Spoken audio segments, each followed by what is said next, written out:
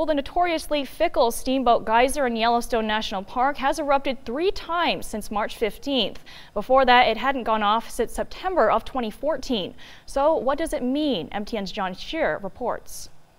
It's so loud. There was such a tremendous roar. It sounds like a freight train is moving through here.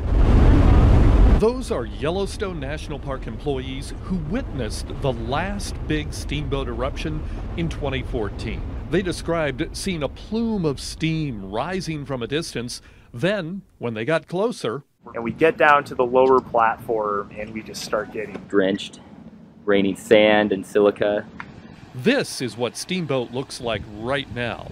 The eruption last week was a lot larger than this, but still not nearly as spectacular as in the past. A very robust monitoring network is in place in Yellowstone National Park that monitors earthquakes. And those monitors clearly show the difference between Steamboat 2018 and 2014. That's 2014 at the top of the chart.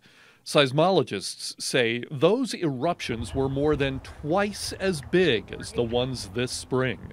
But that doesn't mean Steamboat is small.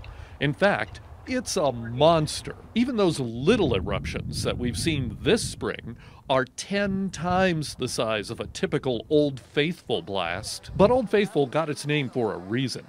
You can practically set your watch by it. Not so much for Steamboat. After 1911, it went to sleep for 50 years. Then, it roared to life in 1961, picked up the pace in 62, and was spouting water at a twice-a-month rate through 1965. And eventually took a 9-year rest before shooting skyward again in 1982 and 83. So what's going on? A mass of very hot molten rock, which we call magma, moving up towards the surface. But what exactly causes Steamboat to wake up and go crazy at wild intervals? Scientists have an easy explanation. They don't really know. Still, most scientists who are posting about thermal activity in Yellowstone don't think this is a prelude to a volcanic eruption. And most say any activity is likely to be small scale. Well, sort of. Might be as large as a Mount St. Helens sort of eruption, or even much smaller than that. Maybe an individual vent that puts out a very nice Hawaiian-type basalt flow. In the meantime, enjoy the water and steam show. It's an experience unlike any other that I've witnessed.